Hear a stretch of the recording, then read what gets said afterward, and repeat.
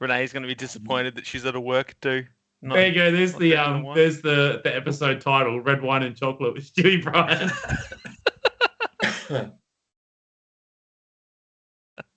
Excellent. All right. Numbers up the top, Tate. Numbers up the top. Fuck yes.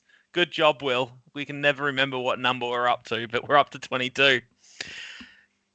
Good afternoon, morning, or whatever time zone that you're in. This is The Outside Line, number 22. I'm here with Ben, as always. Jack, unfortunately, he's out on the road at the moment. He's going towards nil. So he isn't going to be with us. But instead, we've got Mr. Stewy Bryant coming to hang out with us because we've got a couple of things to talk about because he's actually been doing some driving, which is, well... First competition in 20 years, according to Dave Egan or whatever it was. Yeah, it might have been a slight misunderstanding there. But I see it now when I think about what I said, but yeah.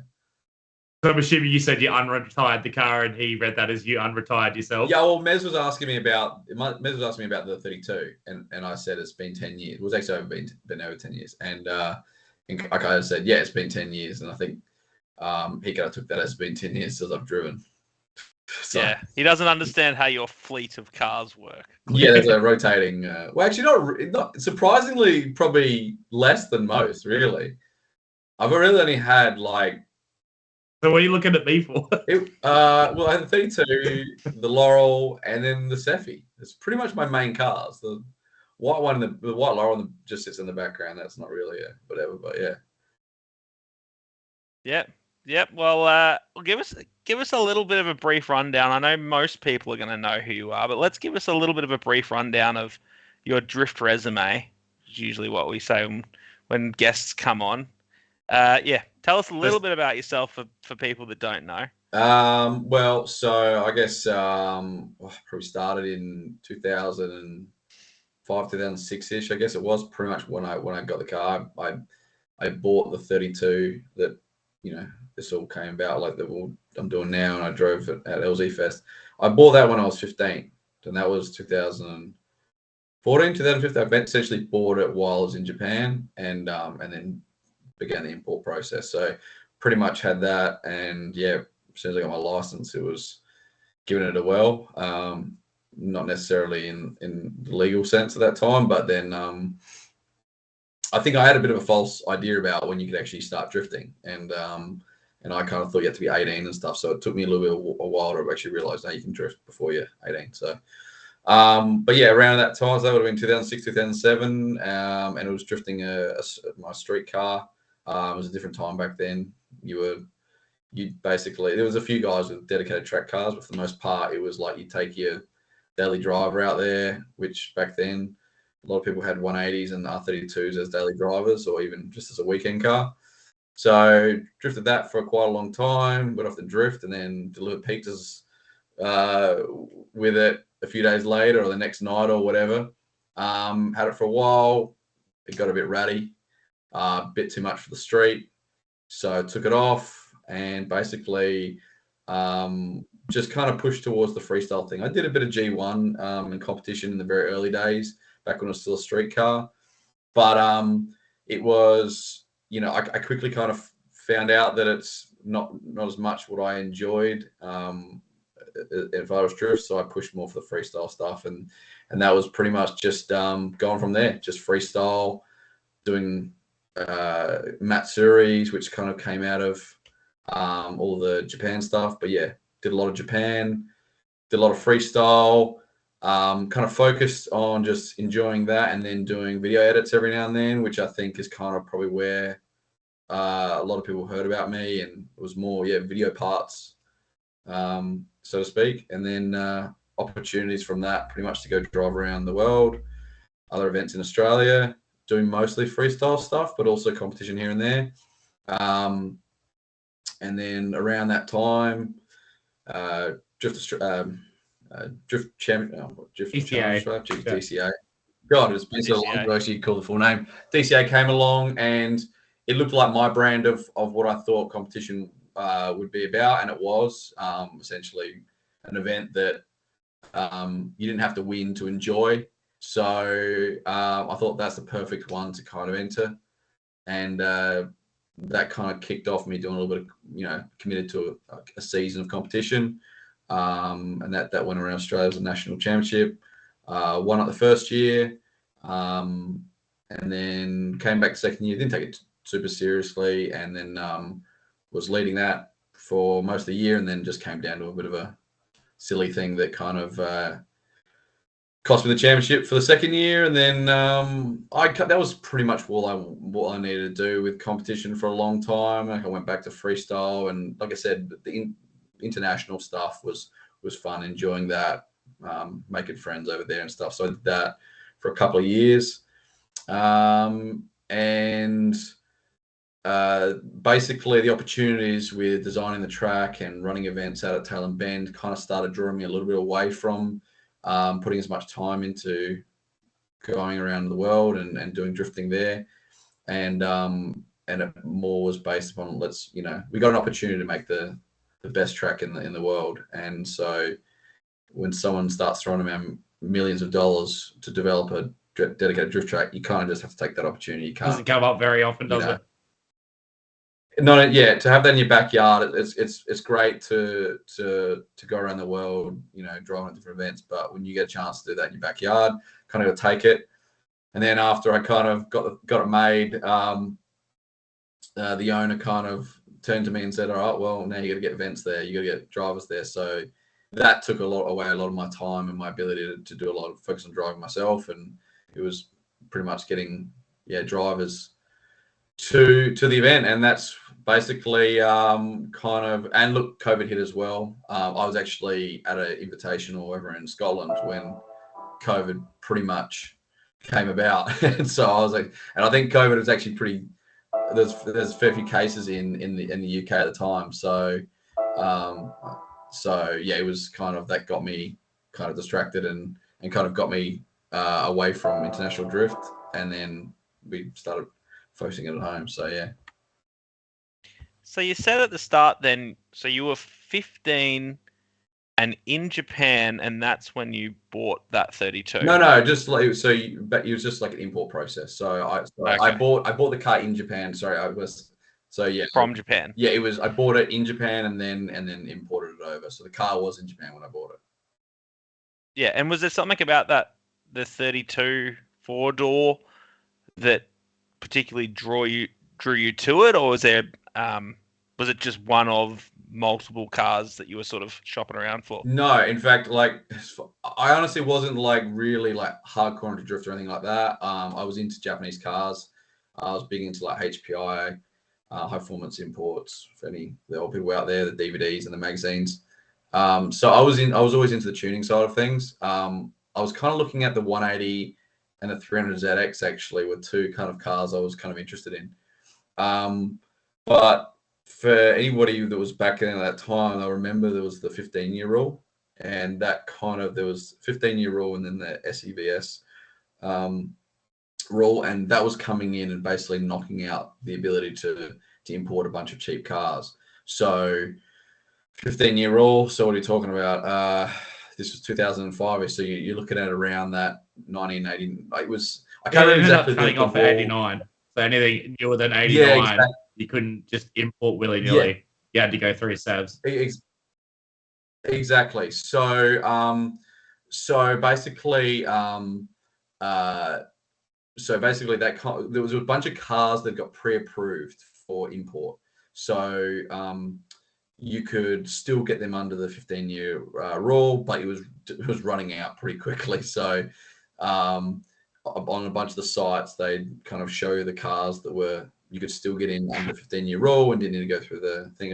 Compliance basically went from anywhere from, you did it yourself, maybe $400 to $500. If you pay someone to do it, about $1,500 to $1,700. I think then it went, from my brain, it kind of went up to about $3,000 to $4,000 to comply, basically the same vehicle.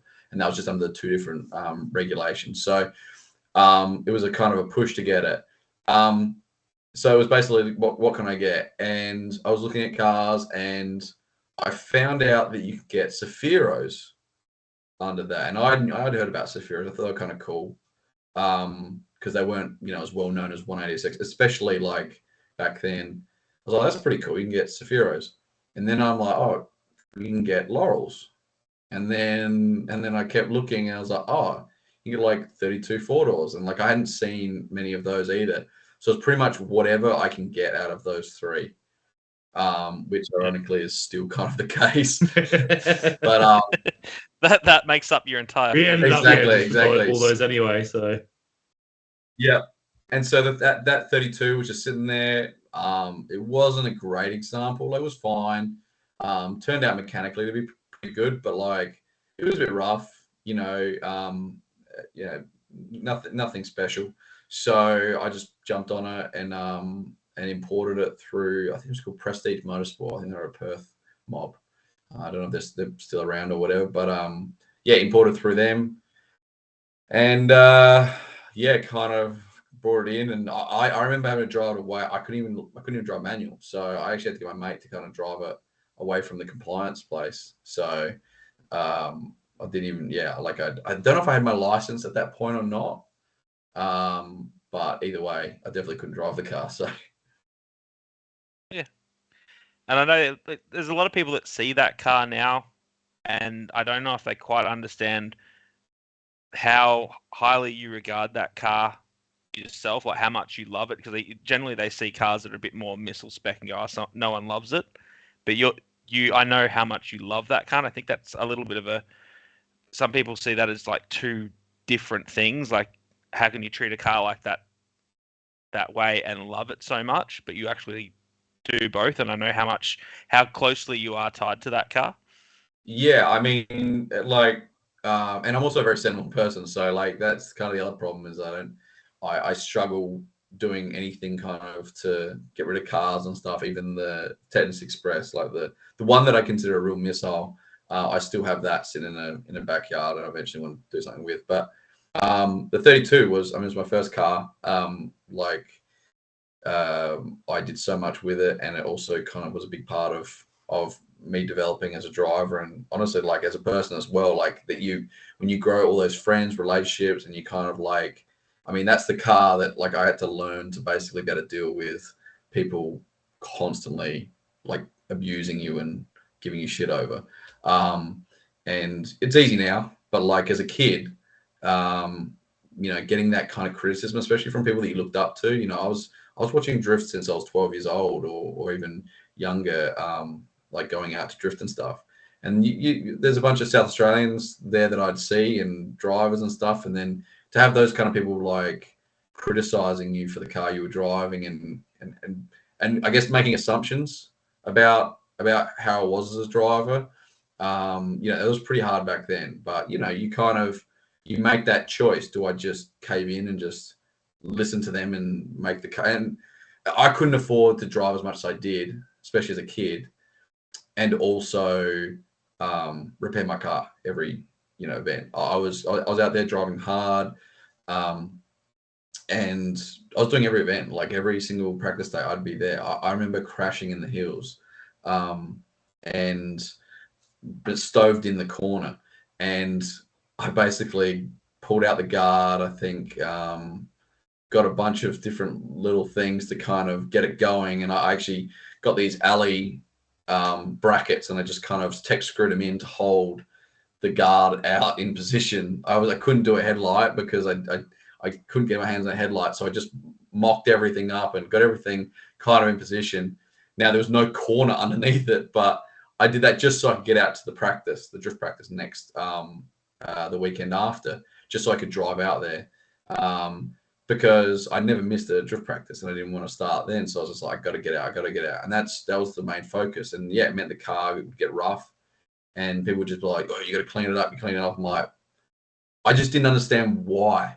Like, it didn't make sense to me why I had to do something like that. Like, it didn't affect me personally. Like, I would have not liked it for somebody to come clean up after every event, but it was either that or drive. I was drifting on scrap tires. I was doing everything on the budget. So for me, drift events only cost me a few $100s. If I had to add on top, hundreds of thousands of dollars to fix the car every now and then, that was my whole budget, my drift budget. So I couldn't afford to do that. I wasn't spending huge amounts of money on modifications. I was keeping it pretty simple, and it just didn't make sense in my head, like logically, why I would have had to fix up my car like for other people. And so I just kept doing it, and against like what most people were saying.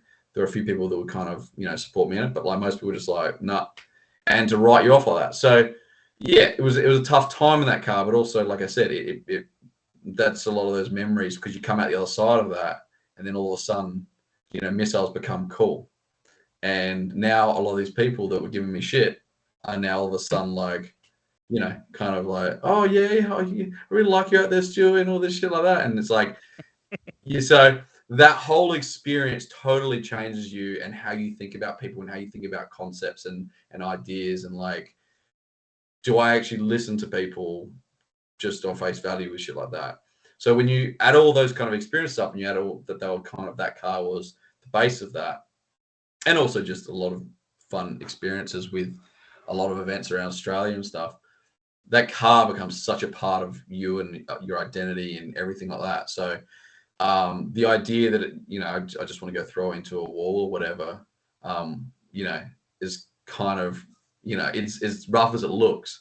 I just can't do it. Actually, kind of affected me a little bit at LZ Fest, not because it was a wall layout where everyone, to be honest, was just throwing their car into the wall, and a lot of them just didn't really have rear ends in them. They were just folding in, and they were just throwing them into string rear ends. I'm like, I've got a reinforcement bar that's in there to push tires out the way on turn one at Malala. Like the rear end, the corners I never got lost in that car. Like it never got plowed into or anything like that.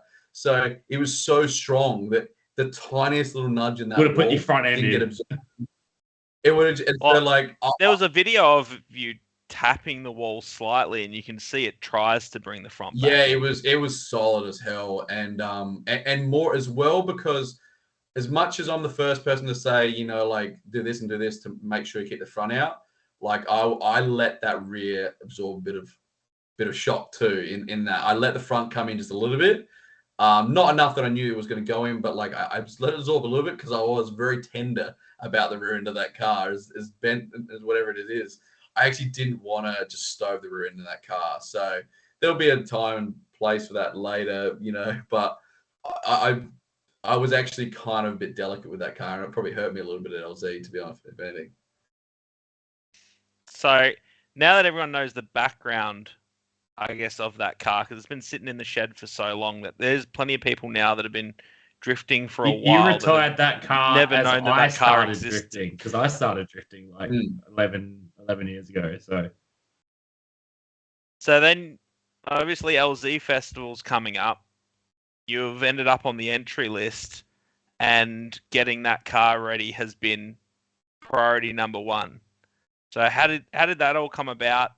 And obviously, what was it like? Obviously, I was there for a little bit of it, but what was that process like to get that thing ready for the LZ Fest? Yeah, I mean, I had a bit of warning. So I mean, Jason actually called me, or I called him, I can't remember, but like he did mention, what car are you thinking of bringing to LZ Fest? And I was like, and because when I heard about it coming out, I thought did have a little thing. I thought, well, 32 would be cool. And so I actually mentioned to Jason, I said 32. He said, yep, cool. And I think even he was like, you're not gonna tidy it up or anything, are you? I'm like, nah. And so it's like, yeah, cool. So that pretty much. So I had a bit of warning with that we were gonna that I was gonna take it, but I was also flat out with everything. So finding the spot to do it was always going to be a prick, and really, like, the only time I could really get the time and everything. There's been there was a lot of background designing and this and stuff like that, because like any car that I really care about, it gets done uniquely and specifically. Like, it's not just bolt on crap and hope for the best. I don't care if it's as good as the thing you can buy on the shelf or worse in some ways. I want to do it in a unique way and have the personal touch on it. So there was a lot of designing and a lot of getting cuts made and stuff, and getting parts CNC'd and everything well ahead of time. So that was probably the only part that made it. I mean, just building a car that functions is not that long to do, but like do everything custom takes a lot more time. So there was a huge design phase, and then it moved into kind of more the assembly and get everything going and running, and that was probably about 4 weeks, I'd say, leading up to it. Basically, yeah, and then probably the last 2-3 weeks, it was just all hands on deck and just going like crazy. And I mean, you could say it's stressful and whatever, but like I think, they're just words. But obviously, Tate, you got to see it. It was pretty full on, and it was pretty much that for weeks on end. And I think it was average was probably about a 14 to 16 hour day, non-stop, no breaks. But they obviously got longer. But I think the critical thing with those, not just the work, it's the constantly thinking about every single little thing. It's the fact your brain doesn't get to ever switch off because you're thinking about a million parts of the build. And you got to do an order, and what bit am I going to need that I haven't thought of next, and what's going to stop me the next thing. And you're constantly putting out fires and problem solving and stuff like that. So that's the thing, is there's the mental kind of continuation of that stuff, whereas the actual building cars, it's not really that hard, but it's constantly thinking about stuff. And like I said, when it's custom and everything's weird, it's problem solving. So speaking of weird, obviously the handbrake, the dual action handbrake, a few people were quite interested in that from the YouTube sphere. You had 2 calipers on the front. Do you really need 2 calipers on the front? Could you do it inline, or was that just a showpiece to make people look at and realize, what's going on there? Or is there a benefit to having 2 calipers on the front? Well, I mean, I could have painted them black, but I didn't. I chose silver on a black wheel. So that part of it was to bring attention. It's not my first rodeo. Like, essentially LZ Fest was about kind of, it's not just a competition. It was something to kind of, it was a show. And so there were a bunch of modifications I did just for my own curiosity, but also to make some question stuff. But at the same time, I actually think the dual caliper is the best way to do the setup and ironically for simplicity reasons. So you can do it inline. In fact, that's how most people run them. So there's absolutely no problem with that. So I might just clarify for people that don't know. This is the handbrake that you push it forward. Yes. And it starts locking up the front. Yeah, sorry. So just talking about the fronts, so you can do that in line, which is essentially the way, it's exactly the same as how you do rear. But the reason why a rear inline is a bit more simple than a front inline is purely the fact that the masters split out with 2 lines. So they come out with a left and right, and then they have a single rear line. And they usually go through the trans tunnel, which is with the lines. So you just zip them up. Yeah, and it's on the way. It's going past the handbrake anyway, so it's not a big complexity. Whereas if you do inline on the front brake, you have to tee the 2 into one, run that into the cabin, into the cylinder, and then back out, and then tee back out. It's not a big deal, but it is more complex to the system. Whereas with the dual calipers, you just run one line out and then split it off into a T to the 2 sides. There are some benefits as far as performance goes. Just purely with an inline with a 2-way handbrake that it's going both ways. We do have one setup where it's inline in both ways, so it's inline front, inline rear. And we had issues at first, but we've kind of but we actually realized later that when they went through, they actually found that there was other issues with the braking systems that actually caused it. When that all got fixed up, it actually worked fine. So there's not really a huge issue with having the two inlines, but obviously when you have that feedback, you've essentially got two brakes, both in both directions, getting feedback in both directions. We might find down the track that it really just doesn't make a big difference with that inline feedback. But in the early days, we're just kind of mostly doing inline for one of them and dual for the other, or dual both ways, and that it just makes a lot more kind of sense. It means there's only feedback in one direction.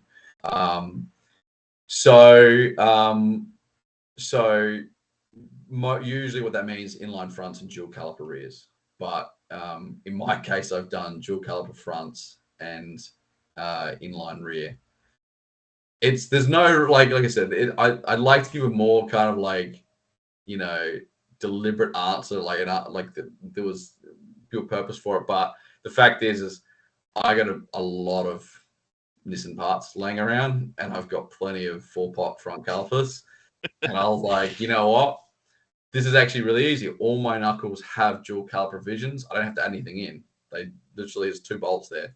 So all I got to do is bolt an extra 2 calipers on the front, and then I've got a very simple system. And the more and more I kind of go through with brake systems, the more and more I just try and have them as simple as possible. If I can get away with just one line splitting into 2 going to the calipers, it's better. If you have any issues with any one of those calipers, you don't necessarily lose all your brakes. You know what I mean? Like you're isolating it to a certain degree. If you do have that, you don't lose from, you know, like you have a redundancy still.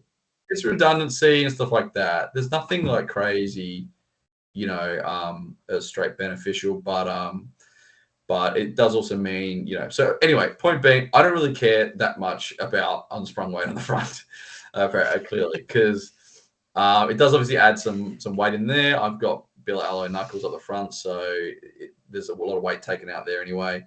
But I do care at the rear, so that's why I went in line at the rear. I used Woodward Dynalite 4-pot calipers on the rear, and I actually did it in line there with a bias to turn it down as much as I could. But I don't mind the feedback on the rear, so I thought it was more important to reduce the weight on the unsprung weight on the rear. So yeah, I did that, and I thought, yeah, it's kind of, once again, it's kind of funny. Like I thought people would find it pretty funny that I've got dual caliper front, inline rear. Also, you're at, like, you know, Australia's biggest showcase of drifting, and it's like, what? It's also a massive conversation starter when someone looks up and goes, dual caliper front wheels, what the fuck is this? And then you can go, well, this is what it's about. And go on to exactly. What are your famous Stewy rambles? Exactly. Like, don't get me wrong, there is practical purpose to it. But a lot of it was, like I said, I got one of the calipers rebuilt because I found them crustiest one I had, and I was like, let's get that rebuilt. And so I got it rebuilt, and they asked me, oh, black or silver? I was like, oh, because they paint it, and so yeah, I actually do it silver, and then it came back black, and I was like, now it kind of planted in my head. Well, yeah. So I painted it silver after they just painted it black, and I was like, because yeah, it was. Why ask you if you're going to do the opposite anyway? Like, I know. Like, you know, they do awesome work, but I was like, I got that back anyway. So because I did think about it, I said, well, you know, the best way to start a conversation of what the hell's going on there. And that's exactly how it worked. Basically, people would come up and they'd be like, why have you got 2 calipers? I'm like, step into my office. And I just put them into the cabin, and they'd be like, oh, yeah. Okay. Step into the line. Notice a handbrake necessarily. Yeah, exactly. But you will notice extra calipers. Exactly. So a lot of it was that. But actually, to be honest, it's actually Chelsea that really kind of put me onto the dual caliper. Chelsea Denofa, who actually put me onto it. Basically, I kind of released the setup, and I look, me and Chelsea go back and forth all the time because he's a real tech head, and like, you know, we agree on so many things because, you know, he gets on a lot of stuff that I kind of agree with stuff. So when he kind of put up something that was kind of like, oh, like I don't really understand why you need it, etc.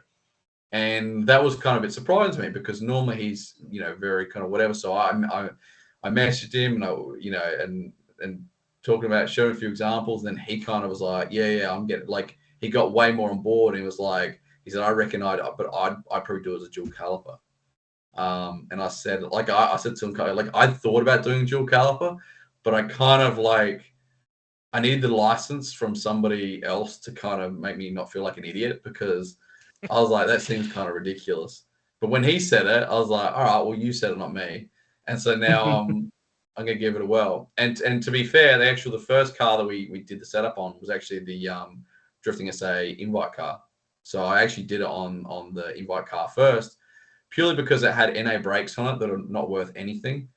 And I just decided, hell, like, you know, it's actually going to be, I just wanted to put it in that car. So I kind of just put the lines and stuff in, and I went and got a caliper from Kane Scott, because they are worth absolutely nothing. And I just popped it on because the brake was there, and it actually cost me less in the lines to do it that way. So, and it worked great. So I kind of tested on that to prove the concept there. And then, so the 32 is actually the second car to have it.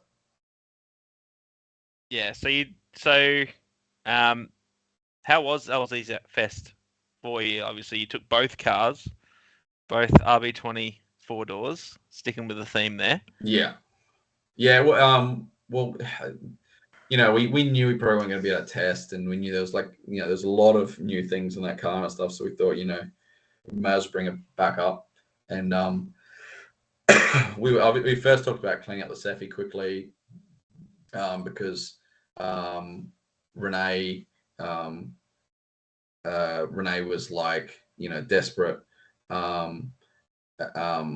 for her car to get cleaner and stuff like that.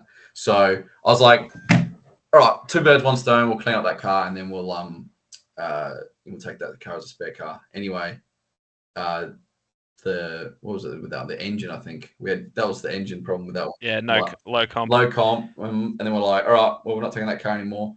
And then my old man was like, he was like, well, you can take my car, and so I was like, yep, sweet, no worries. But his car still didn't have a head on it, so he had a head problem, and I was like, all right, no worries. So he was going to work on his, get his ready, and I was going to get mine ready, and we got mine running, everything good to go. And then he got his head on, like, basically the night before we were leaving, and car didn't start. And so they ended up pushing it on. So we left, and then they ended up pushing his car onto the trailer, took it past Simon, tried to diagnose there, but it was a quick diagnosis, and then just decided, bugger it, let's just go. So they brought his car all the way there, and not running. Yeah, not running. Just hoping that at some point it would run. Praying. So we got it there. We did a bit of diagnosis. I think Ben Candy kind of tried to manually make the igniter work. Didn't work. Didn't work. So we're like, it must be the igniter. And basically got Trent from Checker Tuning to come over, and he did a bit of diagnosis. And then we realized, that, switch it out, got that car running. And so we had both the cars there, and 32 was great. Like, we had problems with it.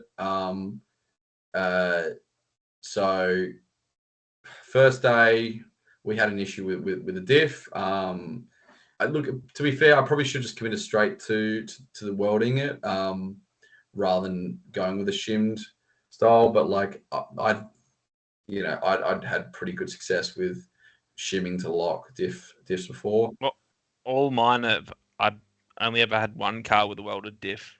All mine have been shimmed. So yeah, I'm surprised your one failed. Yeah, exactly. But, you know, it's one of those things. So that was the 513 that we got done, and we just, it was opening up on the straight, and we're just like, man, is this like the because it was the only other thing we did use an old, like, a stock rear section of R32 tail shaft. Like, we did use that. I'm like, shit, maybe it's like the vulcanized rubber. Then we went through the process of it, couldn't smell clutch, everything like that, and we just realized it has to be the diff. So we pulled it out, welded it. By the time we get it going, it was basically it was basically like, I think I got one lap. So we literally rush it out there, one lap.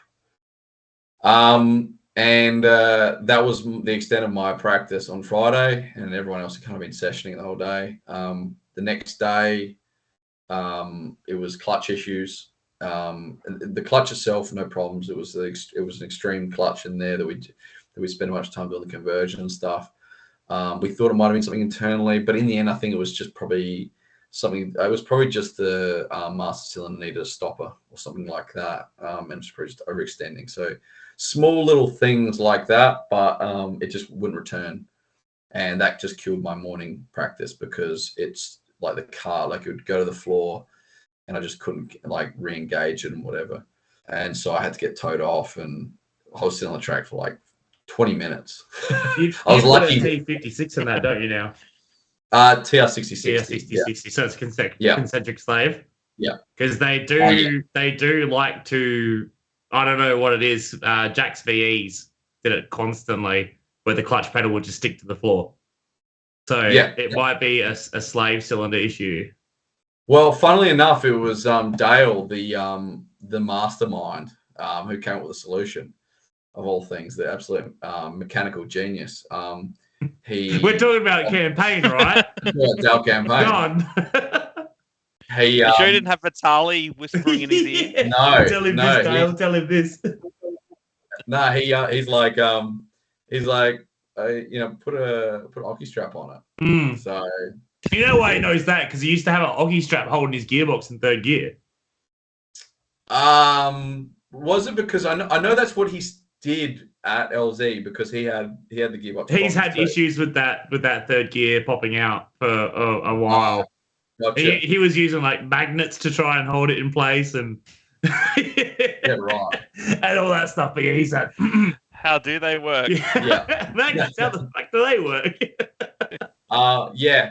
Yeah, well, and then obviously once again he had problems with his. So like, well, let's be honest, it was the world's most reliable 460 kilowatt RB. Except it wasn't 460. Yeah. CC was like, actually, mate, you were making 500 kilowatts. He was like, oh. But anyway, the most reliable high horsepower RB, like that motor has been what, like years and years. That's the Vitali magic right there. Yeah. Like, yeah. But yeah, anyway, so that kind of screwed up the Saturday too, and it was just I got like maybe, I don't know, 2 or 3 laps where I was kind of like, oh yeah, okay-ish, and then it was straight to qualifying. So like I didn't really have a chance to really like get like, comfortable. No, I mean, I didn't really know what the hell I was doing with the course and stuff, which because I had judged that course many moons ago back in the day, and I know the course, but like obviously until you're out on the track, like, I think I drove that track probably 10 years ago, because it would have been basically like after I blew up the 32. I got Jack's Laurel, and it was Jack's Laurel which I drove on that course, and that was the last time I drove. It just never interested me, so I never made if I even knew that was the layout that they were doing, I wouldn't have ever bothered to go over there, because I never liked the layout. It looks awkward. It looked awkward from what I was watching. I still don't know if I like it. It's just. Imagine doing like the full course Malala, but you have to mungie the straight. That's part of the problem. Yeah. It is definitely better. I gotta say, I enjoyed it more than I remembered it. But I also didn't get many laps at LZ either. But anyway, so I went straight to qualifying. I just kind of, did my best in that, and then I qualified. I think it was it was a hard one, but I got a 91 on my first one, and then which I think was up there. It was around the top 13 or 14 or whatever it is. And then in the second lap, I don't know if the scaling just moved up or whatever, but it just seemed like everyone was getting higher scores. But I just kind of I was like, well, I thought it was a pretty clean lap, so I just decided I'd just throw it. And so yeah, I I had no feel for where the wall was. Like it's one thing to ease up onto it, like I did on my first run, but to commit to it early and find that place, I just had absolutely no sense of where I was. Like I just didn't know where the track was. Really, had no confidence how much grips out there. Oh, and I should also mention that so like throughout the testing, I had like 235 Kenders on, and just because that's what the car came on, and then we decided, oh shit, we're going to the qualifying. These tires are pretty buggered. So I was like, all right, I'll just put some new 235s on. Couldn't get any, so we just went straight into the 265s. So I had no, like, so straight out in qualifying, I was out on totally different tires. Didn't even know where I was, where the entry points were, and everything like that. So we went out there. I barely knew the track. Had no idea what the tires were like. We were just making guesses. So a totally different tire. And guessed on the pressures, and they just turned out to be like ice. And so the car just floated everywhere, and it was just, it was a mess. But I mean, just missed out, I think, by 0.5 of a point in solo qualifying to get me straight into the top 4, top 16, whatever you want to call it, main game. So I missed out by 0.5. But so that put you like what 40th or something then, because all the scores were like right next to each other anyway. Yeah, exactly. Well, that was the other thing. I can't remember what it was, but it was. I think it was. I don't know where exactly it was. All I know is everyone I went up against, I was leading, so it must have meant I was. Yeah, you must be pretty high. Yeah. But yeah. Well, and that's the other thing. Yeah, we. it's hard when it's that close. But that, I mean, that was the thing is, it obviously didn't feel like a normal competition because like I'm down there in the lower 16 with like Mitch Lana and Brody Mayer and like and like all the YouTube, and it was like this feels like a top tier Australian. It's like an all stars kind of thing. Like it doesn't matter where you place because you got to be battling people that are good because everyone has to fit in somewhere, and if everyone's top of the pops, then it doesn't matter. Like the whole field is, going to be absolutely mental. It was crazy. Like, I mean, I can't speak for any of the other LZ ones or whatever, but like looking at the drivers, it was just all, top tier guys. And it was a lot of what I kind of imagine a good national series being, where you kind of grab the best, like drivers in decent cars, but not like they don't have to be in 1,000 horsepower cars, but in each state.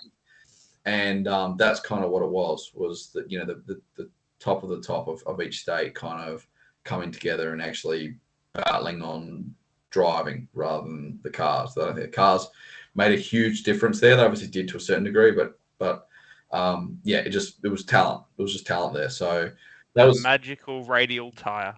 Yeah, exactly. And that tire we're on, geez, it was. Yeah, I watched like Cam's login and that, and everyone I saw that ran that 265 went, this thing's like just ice.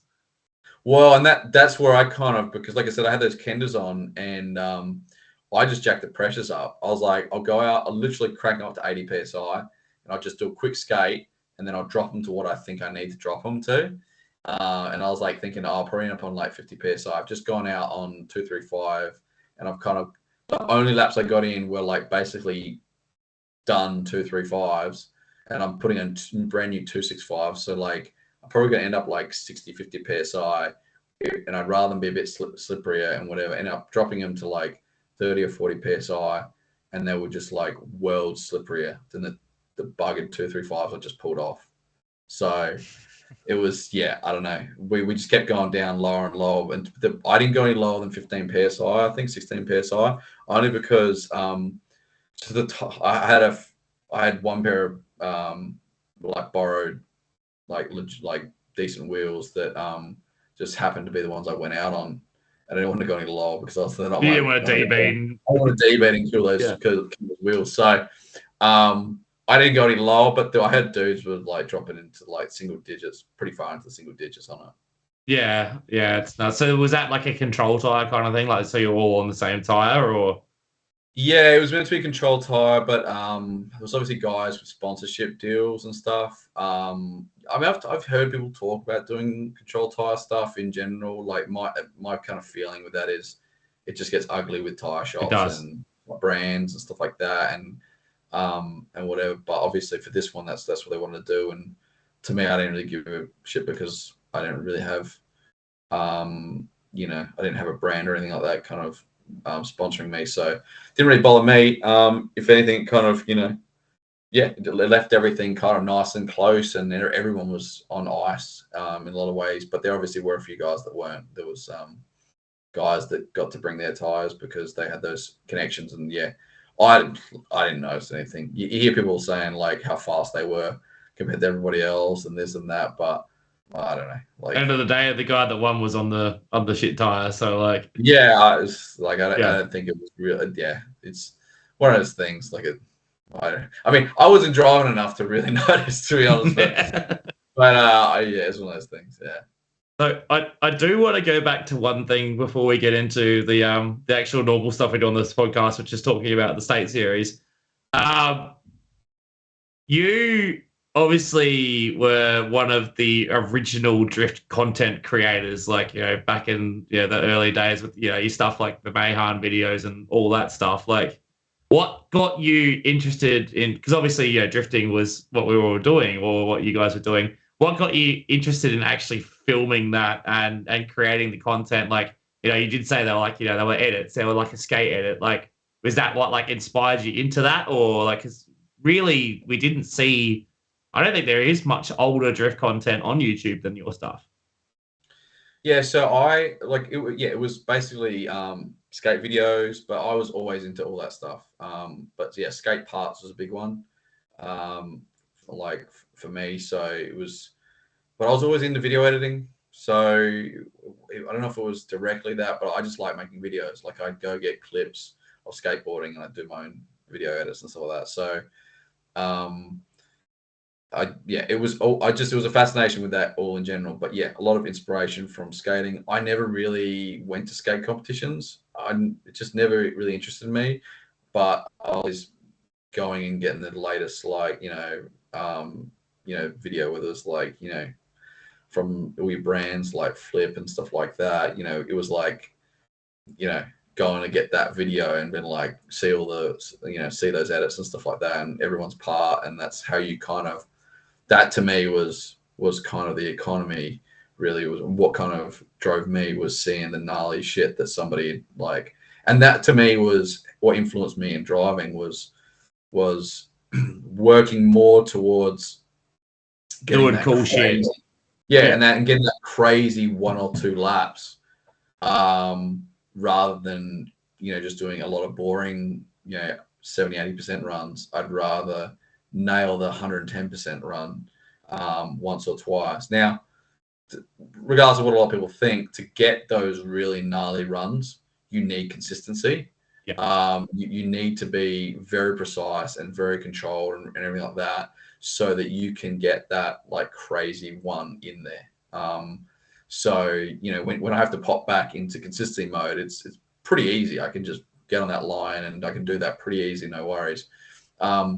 But to go for that crazy one, you've got to do that, and that's what kind of inspired me. Like, if you look at skateboarding parts and stuff like that, it's not the run that they do over and over and over. It's the run that they try. It's watching them like stack a 12 stack, like 6-7 times, and then they nail it, and it makes so much better. And if they stack 6-7 times and then make it on the 8th, they're probably stoked. Because it makes it so much sweeter than hitting it first go. Yeah, and a lot of those guys are doing it for days trying to get tricks. And to me, that was more what it was about, was getting that crazy stuff. And so that was the inspiration for me. There were guys doing video edits and stuff like that, but it was more on Street Fire. And I say that name and not a lot of people remember it, which is so weird to me, because it was literally the YouTube for car videos when I was growing up. But there's guys like Clash, there's oh god, I'm shocking with names, but it was Clash and Justin Treves and a bunch of other guys that were doing cool content back then. They weren't all drivers. And then obviously you had stuff like Bloodmasters and Animal Style coming out with stuff that was more relevant to what I liked. But yeah, for me, as far as what got me filming was just literally to document my stuff. So I started with I think I can't remember exactly what I think it actually started. I remember my dad got me it was a Manfrotto suction cup mount. The thing was rated to 90 kilos, so it was like this huge dinner plate suction cup, and it was like steel. The thing itself weighed, I don't know, it must have been like 2 or 3 kilos. The mount itself, Yeah, it was a big thing, and it took a whole cam on there, and they were digital videotapes, and so that's how I was filming it. And yeah, I can't remember, that was pretty early on the piece, and it was just a matter of putting them on. But like, you thought the regs was strict with cameras, now, like back then it was just like you had to have like 3 lanyards attached in this. But to be fair, there were missiles in the it's not like you got a 300-gram GoPro on the side of your helmet, or like on the roll cage. Like, you've got like a couple kilo. What's a camcorder? Like probably 5-6 kilos. Yeah, like it literally, a lot of inertia, like a lot of mass, kilos, like coming towards your head, and like hard, like metal. That mount was solid metal. Like the attachment was solid. It was, you didn't want it coming at you. So yeah, it was. But they also like didn't know. So you go to some events and they had no idea, and other events they'd be like, they just ban it altogether, and others would have them because like it was just unknown that the only time they had this happening was like V8 supercars and shit, where they had these like professional things, and it didn't roll. So it was kind of a weird place back then for it. But yeah, it was just putting it up there for my own kind of interest at the time. Obviously didn't really promote or anything. It wasn't really a space to do it. This was before Facebook.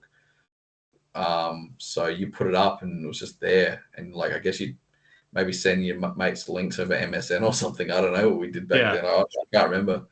But it was always a space of just make the content you kind of want to. And I guess I say it to people now, like, that they always talk about doing vlogging and this and stuff and that stuff, and I was like, oh, you should capitalize on your viewership and stuff. And it's like, for me, like everything I made was stuff that I wanted to make, and I don't mind, like, the vlogging stuff and everything is for stuff that interests me and everything like that, like documenting the R32 build and stuff. That stuff interests me. It's sort of stuff that I would do. But I don't want to. I was never interested in making that concerted effort to go out there and do something that I didn't enjoy, and I think that comes across. So I kind of realized that the content that I was making, it kind of fell out of favor with what was people really wanted to watch on YouTube. So you can either try and pivot and do something that doesn't feel natural and you don't really enjoy, or you just say that was my time. I had a good run, and move on. Yeah, well, not even move on. Just keep doing what you want to do, and if it doesn't take off, it doesn't take off. Whatever. Like, you still have like a lot of people that do. Like, every time I watch, something pops up, like, Stewy, you done a new edit or whatever. It's like, cool. I'm going to enjoy watching this. Like, obviously, you're not going to get 100,000 people or whatever it is, watching like a vlog or whatever.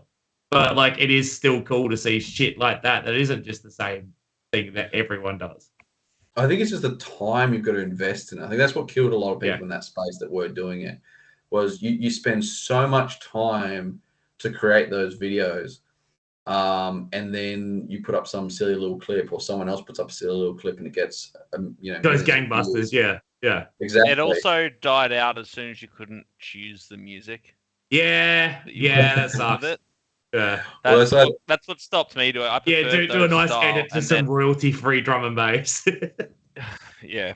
Or as soon as that happened, you're like, well, I could have all the songs in the world, and there'd be like 2 that I think will work with this video. Yeah. That was going to be the free ones. Well, that was the interesting thing, because like there was a time when I wasn't making a lot, but I was telling people, hey, I'm making like a few $100 a month on YouTube, and they're like, what the hell? I'm like, yeah, it just comes in. Like, I don't have to do anything about it. Yeah, it just comes in. People are like making money off YouTube. Yeah. and it was back then. Then and this is going back a long way, but YouTube basically changed their algorithm. They changed it a few times, but there was one that was really, really bad, and it completely just screwed. I mean, like this wasn't a huge income, although I was a kid, so it probably was a fair bit for me back then. Even a few $100 a month was better than nothing. But they totally changed the algorithm, and I remember that just all my views and everything just got absolutely killed.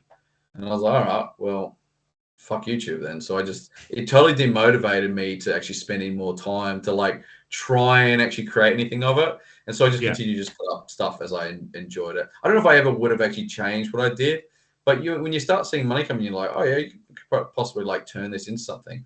But even back then, I could never make money off the video edits. Yeah, because they just get flagged straight away. And, exactly. And someone else would make money off them. So you were relying on all your raw clips to basically carry you, and the edits would get people there, and then it was like a loss leader. Yeah. But the fact was it was the short clips which actually everyone loved and actually was making money. But then YouTube basically, I believe that they wanted short content, and then they changed to wanting long content. As soon as they realized that people's internet can actually download at the same rate that they can watch it. Everyone's video went to 10 minutes and 1 second so they could get the mid-roll and get in the algorithm. I technically made $15 off YouTube. The only problem was you had to get to $100 to download it. Yeah, I was like, it's the same as Twitch. Yeah, it's the same as Twitch. I remember I streamed for 2 weeks because I had like $95 like sitting in what Twitch was going to give me, but I couldn't get it out until I hit 100. So I better start whoring myself out on the internet again. All right, we should probably get into round 4 and 5. Yeah, it's two rounds. They're coming up. They're both at the bend. We have the right man to speak to about those 2 rounds. Where are we going, Stewy? What's the layout? Because I can't name. What do you know? Well, it's the same as last year. We haven't really we're not reinventing the wheel on that part. Same as last year. So round 4 is reverse into the bowl / quad kink, and then round 5 is over the heel reverse. But I'd say probably the exciting part I think about that is the added concrete, which is something we're working on for the rest of the track too. So it's not just this, but we obviously prioritize. This is where it's the most important, Yeah, for now. We've obviously got Locktoberfest coming up really quickly, so we need to hopefully get turn 1 done as well, and possibly basically like if I think both of you guys would know because I think I probably talked to you about. But if I asked most people, how many corners are there on turn 1? Like the main turn 1 section. Like as in how many like different radiuses are there? Well, yeah, how many ways can you go through that whole turn 1 section? Yeah, there's a few. Yeah, so most people would say 2, right? You've got the really tight one, and then you've got the one that we use, like the outside one. Where you go back. And then you tell people no, there's 3. There's 3 roads. Well, there's Rallycross. Yeah, so there's 2, and then they diverge into 1, which is the shorter. Is that right? Yeah. Ben. Oh yeah, there's that little stupid island there. Yeah, that's right. Yeah, exactly. So there was always meant to be 3 corners there. Yeah. It was never meant to be 2. It was always meant to be 3 there. But in the final stage, they kind of just, I don't know, they just left out the radius. They didn't put any radius there. It's just this little weird island. Yeah, I know what you're talking about now. I remember that. Yeah, so if you actually look at that, that's actually pretty much based upon Ebisu Minami's kind of size and radius and stuff like that. So it's like a perfect size for, I'd say like 140k an hour backward entry. Yeah. So like obviously you can do backward entries on the big one, and they're kind of more fun in a lot of ways because they're so hard to do, to like throw a huge amount of angle and to carry that all the way through to the thing. I don't know what you're talking about. I can't do that. that's like 160, 170. Yeah, and but whereas this one here is a more traditional because it tightens up. The Yeah. real tight one is way too tight. The idea with this second one is to fill that in and actually provide finally the third corner there. And I honestly think it's probably the most fun corner for I think most people. Like I think it must be the most fun radius and size because it's I feel like that would make the left-hander afterwards kind of more unique too, because you'll be coming in more like a chicane rather than having like this constant radius from the right and then into the left. So would make that a lot more interesting as well to spice things up. 100%. And like if you've done the small one before, the small one's actually a heap of fun. Yeah. It's just You're going slow. It's slow. Yeah. Yeah, but it's actually really fun and to do backies and stuff into, but the whole point with this one is it's you can carry a bit more speed, push out wider, and you'll actually carry it through. So and it's actually a really wide corner once we fill that inside in. So we'll talk about like that. That'll be a later kind of one, but they're hopefully getting done for Oktoberfest, but I can't 100% say that it will be done. But for round 4-5, the most interesting thing I think most people are going to be stoked with the quad kink extra parts there because it's tough. But I like how it is now because you're going to be so precise to link the whole quad kink. But it's also we're sending the guys that are learning through there, and that's some of them don't have quite enough power. I could hit the quad kink with a stock Commodore, right? Yeah, it's not. You can do it. That's some of those cars. That's still the. You got to really work for it. It's line control, and I think it's a great lesson for the L2 guys. But part of the reason we send the L2 guys through there is just keep them off the wall. Yeah, it's reduced consequences, and the problem is right now is with everyone kind of like going off the edge there and digging trenches. The consequences are actually pretty gnarly by the end of the day because there's a big lift coming back onto. If that ripple strip wasn't there, the track would probably be a lot safer. Oh, you're telling me? Because that's there, I smashed my rotor on it, not the actual brake rotor, but the wheel. But well, that's probably the best. That's probably for the best there anyway. But I was waiting for that. Gonna get some D speeds, mate. Strong like ox. I would have taken the entire ripple strip out. And would have done us all a favor.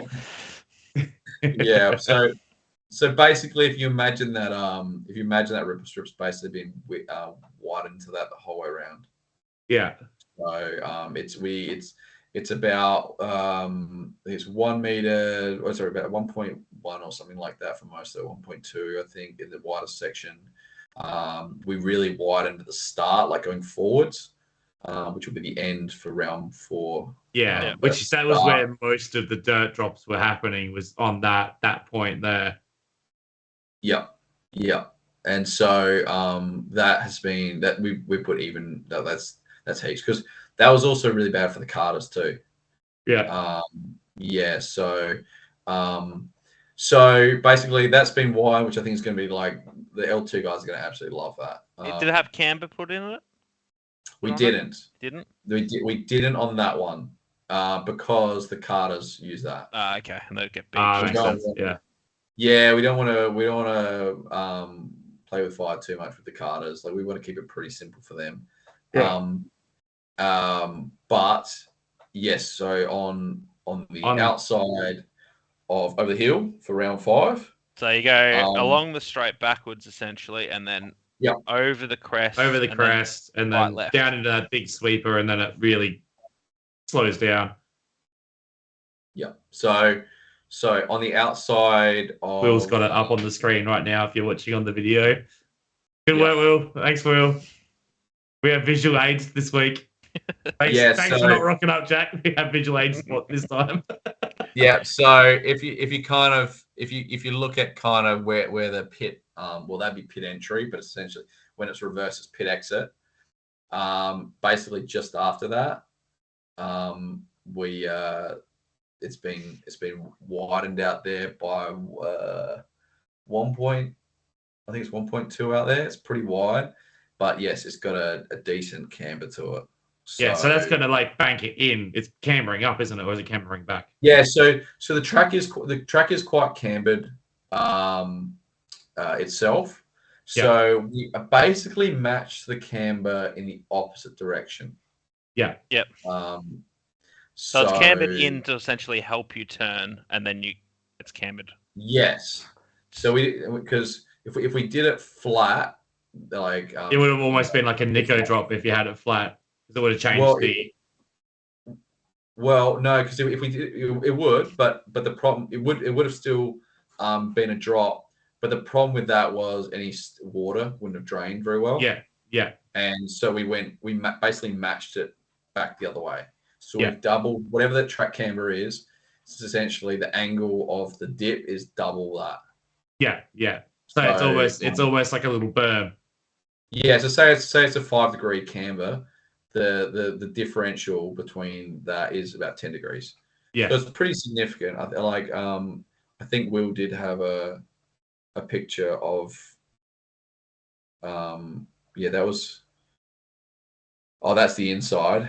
That was us setting it up. That kind of gives you a bit of an that's before it got concreted, but that gives you a bit of an idea of the difference of what it was. We didn't go crazy on it, and we do want to go crazy on some of the other parts. But we don't want to go too crazy just purely because it is high speed and you are loaded up like a lot there. So we didn't want to, a lot of why we did it is obviously to extend the track. And I think it'll make the track a lot better because right now, because of how shallow you've got to have your angle and stuff to, because of how narrow the track is, I think it kind of spoils people really flaring it out there. And so what we tend to see people do there is they come over the hill and they transition on power and they stay on power. They transition early on power and they go down the hill on power and they really keep it nice and trim and they really only flare out really by the end. And that's not really what I want to see. Now I may be driving this round, so this is, even though I'm saying this is kind of weird because I'm kind of setting up the notes essentially for a competition I might compete in. But this is what we've been going for all the years. The idea is to hold the transition as late as possible down the hill and actually transition as really while late. The car's loaded. Yep, and flick it hard and then basically be trying to decel straight after the transition. So that's kind so you actually want the cars to be light while they're going right and then load up and transition and really like snap and then throw into that hairpin. Yeah, so trimmer down the hill, less angle over the hill, and kind of trim and then snap big on transition. And then and you can do pretty much backward entries into that corner. And when you see how most people are doing it, it's super trim and super low angle. I'm not expecting people to do backward entry. I'm saying it is possible. And when backward entries are possible, then it means that decent angle entries are possible. But it's like fundamentally how people are driving it to me is not quite right yet. And I'm hoping with that width, it'll mean that people will use more of the road. Because if they got more road there, that they can transition later and they can actually have a bit more flair into that corner. So on the inside there, we've actually added concrete as well with a little curving. So it's just got a little step. That's it there. It's hard to see on there, but yeah, it does step up a little bit. We don't expect drivers to be anywhere near there. So it really shouldn't add a lot for the competition aspect of it. But we know that as people learn and stuff like that, they tend to end up on the inside there. So it'll help through that process there. And that is dirt recovery required. Yeah, well, that's the other thing is what happens is people go there and they put dirt onto the track. Exactly. So we're hoping if we have that. The other thing about that is the race section there, it gives landmarking. So it's, even though we're not expecting people to be there, when you see that, you know what you're aiming for. The part of the problem with before, and when you don't have any curving there, is it's just all flat grass to you, and you can sometimes see a little bit of bitumen. But if it's all flat, it's hard to get that perspective. You're kind of guessing. Yeah, which you've got a nice painted, a raised section there.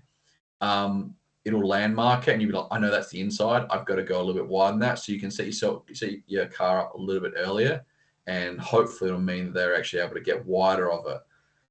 If they can see it, then they know what they got to do to get wider of it. So the other thing about that is if you think about it for going forward direction, that will gain us a whole lot of speed, especially with the outside sections. Yeah, because that corner is surprisingly slow considering how cambered it is. I don't know if it's I don't know.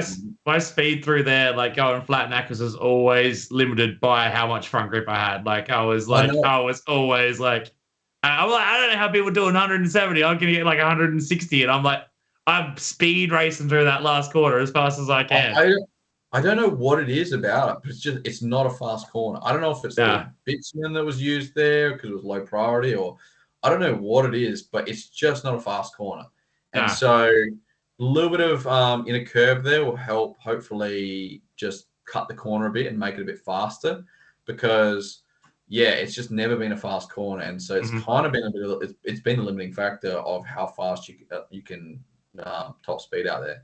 So we obviously won't run that for competition. It will obviously give the chase guy a bit more space on their run up, but I don't think that's normally really a restricting factor for them anyway there. But it does mean released off the line and stuff, we have a bit more space and stuff like that. But it's mostly going to be for freestyle, for big entry comps and stuff like that.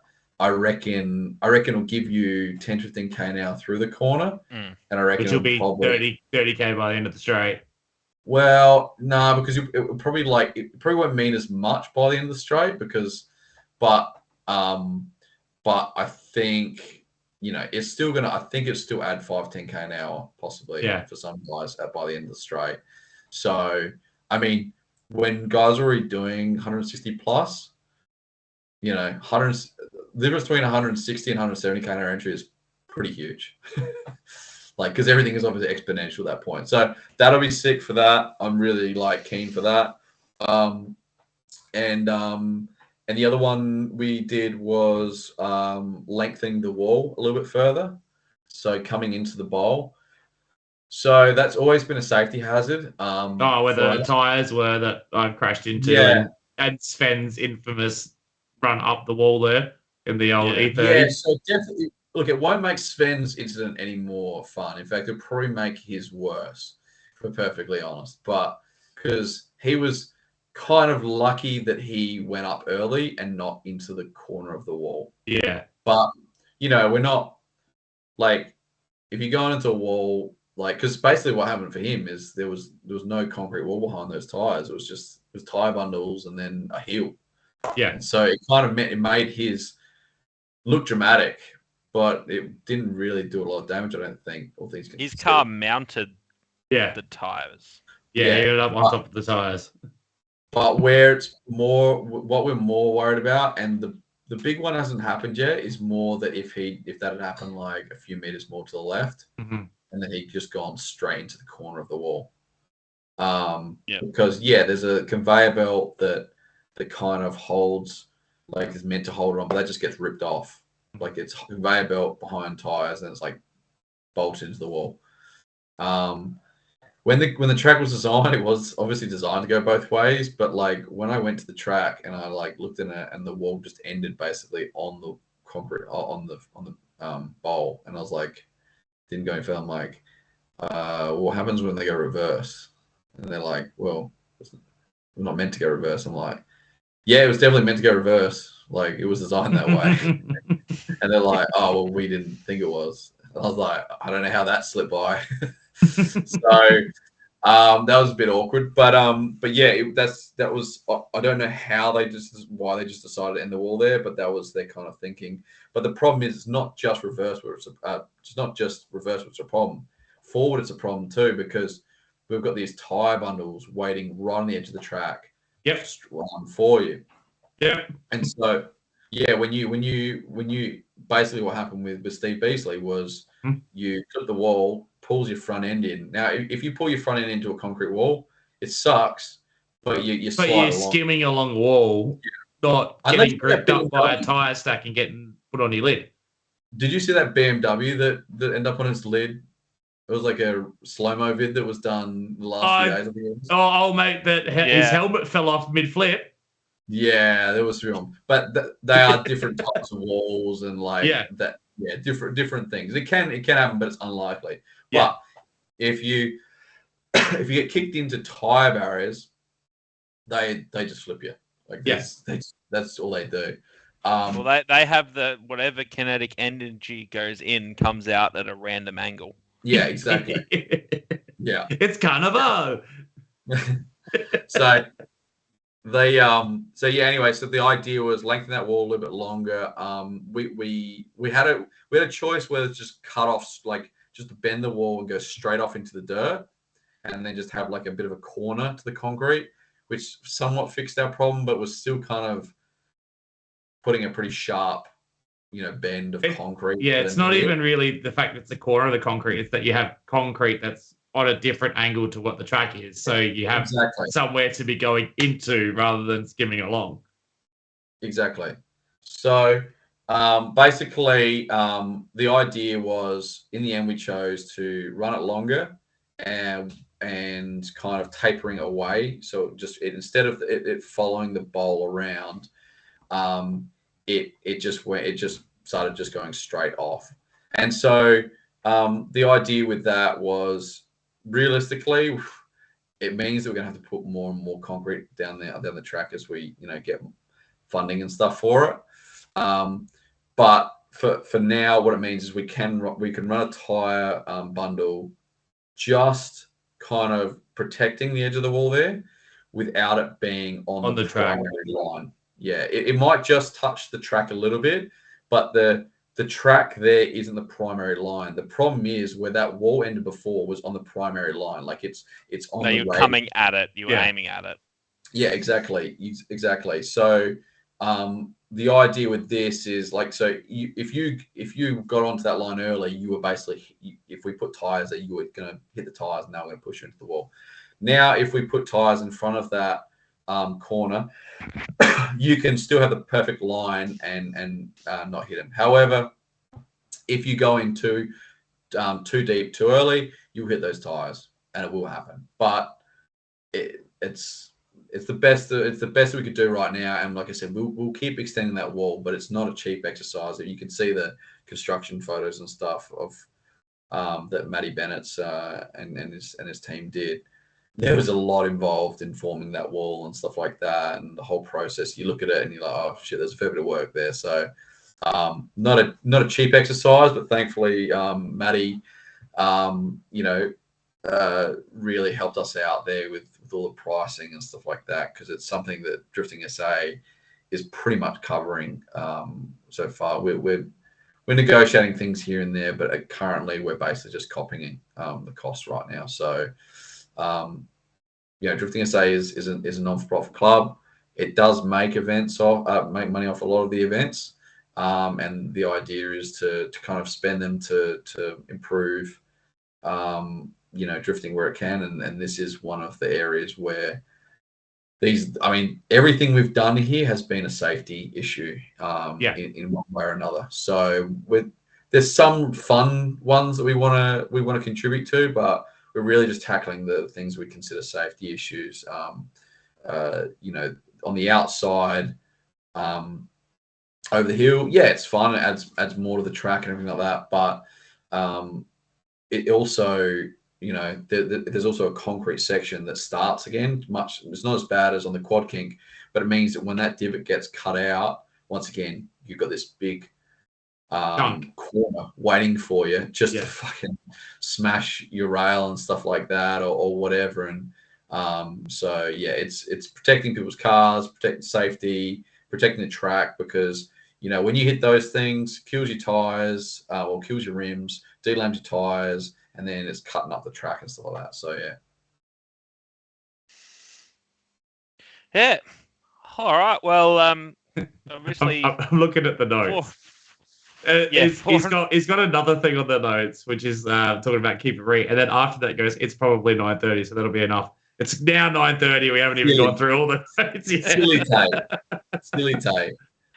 But we had some technical issues at the start as well. I didn't allow for the technical issues, which is silly, Tate. To be fair, I was also loading a trailer, and I was even at the start of the podcast, you can probably tell I was trying to manage a few little things and stuff like that. Like I have a message from Renee that she goes, "Oh, it's okay." Stewy replied, but about a computer asking where a computer and car is. Yeah. So she got her car. Well, the good news is the Zafiro has another motor in it. Yeah. Got tuned today again, so that all got switched over by CC yesterday. Happy Renee. Exactly, and that's what we need. And it all got tuned, so it's all good. But then she also laid it on me to, hey, I need to get my car. So long story short, I had to go rescue the car, and then I had to go put the trailer away, and it's just been a whole ordeal. But hey, at least the Zafiro's going, so that's one car. Now we got 2 cars in the fleet which are running. Well, obviously the Laurel too, but we're still gonna get a 32 going. So unfortunately, in the end, it basically, well, it didn't really get to finish that, but yeah, on the Sunday it unfortunately lost oil pressure. So we had a bit of an issue. It was meant to get billet oil pump, and there was a long and short of it. The oil pump I ordered was meant to have the bigger gears. It rocked and then it rocked up. Didn't have that, so we couldn't put the billet gears in that pump. And then we went out there with a stock Nissan pump, which I thought would have been okay, but Nissan don't make them like they used to, and it basically just shattered the oil pump. So billet gears going in, and hopefully we'll have that ready for round 4-5 anyway. Cool. So you're on the entry list. I'm assuming that Hayden's going to be out there since he's leading the championship at the moment. Well, yeah. Yeah. And then we got Luke coming back from WA again, I'm assuming. Haven't seen the entry list yet, but Matt Harvey. Luke, he's coming over, is he? Yep. Let's spice it up a bit. Nice. Yep. Oh yeah. So I mean, is he in the good car or the new party car that looks just like the good car? No, I'm pretty sure he's in the good car. Nice. Oh yeah. So I mean, it's. I mean, so we don't have Dale, which is a shame. Vitaly Magic finally got let out, but both sides of the block. Is it both sides? Both sides. Did not see his photo of him looking through the block? And I was like, have they somehow got the camera? I was like, you didn't think about the fact there could be 2 holes. I didn't think it was a possibility. Actually, yeah, it didn't occur to me. I just thought it was one face, not 2 faces taking a photo all the way through. Yeah. Okay, sense. Well, I don't know. I mean, to be fair, from what Vitaly said, he had the warning and then kept going. So it was a brilliant photo though. The one that he shared of him because he had someone right up his clacker as well, which is I think why he kept going. Yeah, Bogger. Bogger right behind him, and there's just this photo of him drifting with 3 plumes of smoke because it was the 2 off the tires, and then you could just see the engine disassembling itself underneath the car. You see like a wrist pin or something like that underneath the car. Yeah. Yeah, well, I think because I guess I'm new in the space of running aftermarket ECUs in my cars. Because you're like, warning, what's that? one of the reasons I'm like, oh yeah, safeties would be probably nice to kind of save my engine. And then I think I said something. I said, what about the safeties? I said, well, what safeties? I'm like, oh, okay. I don't think he has a very complex. No, it's a pretty ECU in that thing. No, it just pops up on the laptop in the passenger seat. Just says danger to bottom end. Yeah, danger to manifold. Yeah. So, Anyway, Yeah, so Matt Harvey coming across. That's cool. I think And there's some WA that'll guys, be- that'll be- other WA guys coming. Yeah, I did think Luke was saying something about, or his dad was saying something about trying to get a truck over for the last round and actually get a few of the boys over. That was the plan. Yeah. We've got to kind of see how we're going with it all. I don't know. I know heaps of NT guys are coming over for Locktoberfest. Yeah. Locktoberfest is going gangbusters. So Yeah. Yeah, Um, Renee told me, I won't say how many entries because this is going out far too late for that. But if you are going to put in an entry for Oktoberfest You should and have done it is it still already. available, then I would get on that shit right away. Yeah. Yeah, I I'm mean, going to be in Sydney that weekend. So, Boo. boo. yeah. Yeah. I mean, like, I think we get one thing I notice when I go interstate is that's one big thing that people talk about. They're like, oh, Oktoberfest, I like it. So we've got a lot of people from NT, Vic, New South Wales, probably WA as well, but they're all coming over because it does have a bit of a appeal from other places and stuff like that. So I guess it's probably just being able to constantly drive different places. One thing I would say to everybody as well is stick around for Sunday. Pace yourself on Saturday. I was talking to a mate the other day, and he was talking about, I bought a weekend pass, but we'll probably pack up Saturday. Like we'll do like Friday, Saturday, and we'll probably pack it up by Sunday. I said, to be honest, if I was you, I would pace yourself, make Saturday more of a social day, drop in and out, like do a layout here and there. Maybe do a bit of skip hand, like enjoy it, be chill, but then like save yourself. If you can only do so much driving, save yourself for Sunday, because Sunday is always like way less people than Saturday. Like a lot of people, use their tires up because they got way more track time than they were expecting. A lot of people Drop like flies. Yeah, I think a lot of people don't. They're like, I've done Matt series before, and they like go there and get like 6 sessions, and they're like, all right. And they come to Oktoberfest, and it's like continual running in each group for like time and time, and and it's not Even like Saturday afternoon, like you'll go, oh, there's 3 cars on track right now. Like, yeah, exactly. It just doesn't stop. Exactly. So I would say for everyone, pace yourself and hold on for Sunday, because the reverse layouts are cool. And I don't know, because every year gets bigger and bigger. I don't know how we're going to do special stage. Like, I don't even know if we should advertise it that much, because I feel like we don't have the capacity to run that many people with it. Because I think last time, I don't know how many cars we had last time. It was pretty chockers, but it was only like 10 last time or something. Yeah, I don't think people really know what it's about. But just to give everyone a bit of an idea, basically the idea is we get everybody in form up, and we make a track, and we print it out on a piece of paper. We get you to come to form up, and it's had different versions. So this is the latest version. This is the version we're going to stay with, because this was the best. But we get everyone to go to form up. You have to have a passenger. We don't have to, but I guess you do. I don't know. But we get a passenger. You need someone to read your pace notes to you. Exactly. And then we give you that piece of paper with the track direction, and you've got basically that time to learn it, and for your co-driver to learn it, and then you go out there and you try and remember it. Bit of ease. We basically just judge who did it best. I think last year Mixture of rally, drift, and carnacross. And speedboats. And Speedboats. What's hilarious? Yeah, if you want to go through the water splash, then feel free. What's hilarious is I designed it last year, and like, to be fair, I designed it, and then we were like, yeah, cool, just print it. Like we didn't really study it or anything like that.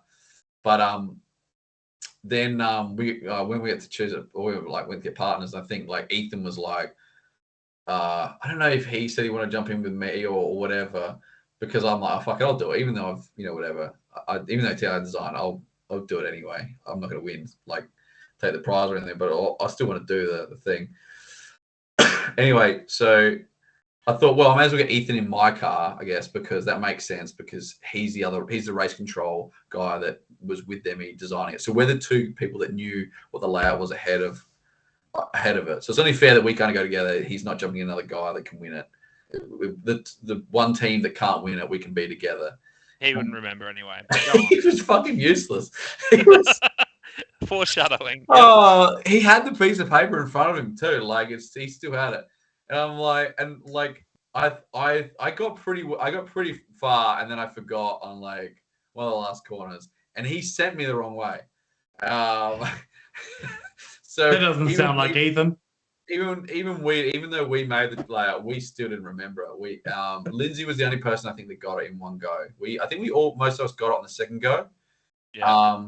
And then I think on the second go, we actually did it in tandems too, which was really fun.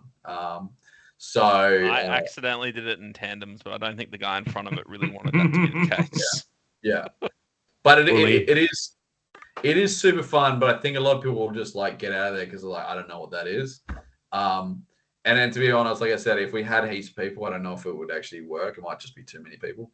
But it'd be like solo qualifying. Yeah, you spend 4 hours doing special stage because there's just so many people lined up.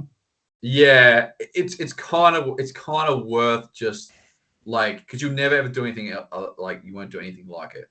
So it is worth just lining up and waiting for just 1 or 2 runs. It's that much fun. The run itself, I can't remember how much it is, but it's about a minute solid or something like that of driving. It's a long lap. And so the whole point of it, the reason why it's one at a time is because it loops back in on itself. Yeah. It's one of the unique features. So you get to drift the track in a way that you can't do any other time. Yeah. Well, we wouldn't do any other time because it doesn't make enough sense to run it that way. But it is really fun because it doesn't have to be in a circuit. Yeah, it can just go back on itself at any point in time. Yeah, there are so many sick layouts on that track that you could do that if you could just run back on itself without worrying. But then you just lose like so much track time by not having it in a circuit. Yeah, I think it's like I see other events and stuff where they do it and they run whole events and stuff like that. And, like we could do it, but it's like you gain so little. Like if it's just all the other layouts are shit or whatever, if you have to do it, it totally makes sense and it's great. Like the stadium stuff where they're just making use of only laying down what's there, but that makes sense. But for when you've got the ability to have really good layouts outside of that, it's just logistically a nightmare. But there are some really cool kind of layouts there that just little hidden gems that you're like, shit, that was fun. But yeah. So I also got grip sessions, which is, I mean, probably a little odd for a drift event, but certainly it's something that there's a lot of people out there that have drifted for a long time that have never done grip, and there are a lot of people that also have never tried grip in their drift cars. So that's something a little bit different for people to try. It was actually, for me last year, even though it was pissing down with rain, it was probably the highlight of the day was getting out there and trying to drive these drift cars straight and then getting in with your mates and comparing all the times and being like, I was faster than you.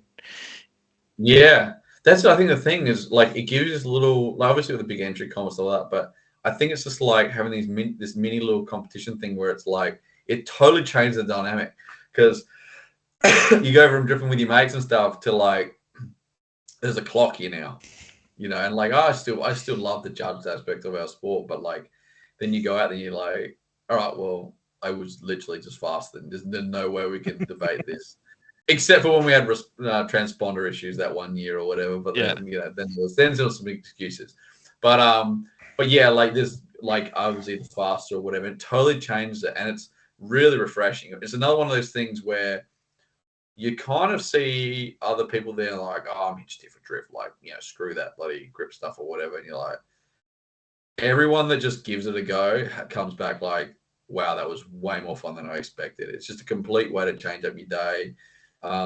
And what we did last year, I can't remember if we did the year before, but we did, so we did time attack, like straight time attack.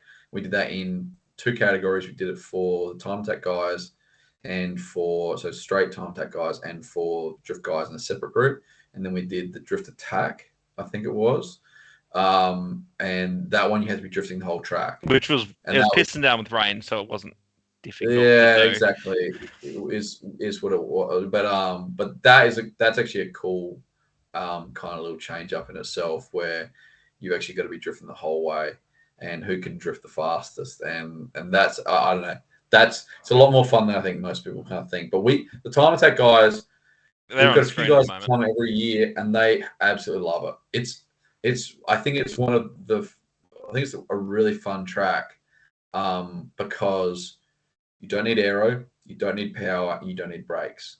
All you need is good handling. Agile cars are better, but you just need good skill to drive it, because it's basically even like turn one, which is straight after a straight. The reason you don't need good brakes necessarily is because you can't just brake in a straight line. It's not just a straight braking section. It's this weird, like, you've got to turn into the corner and then use the car. Like, I mean, for me, I find the fastest way is to actually like drift into the corner, like let the car kind of come out and then just let the car slow down naturally. Because if you brake too early, you're just leaving.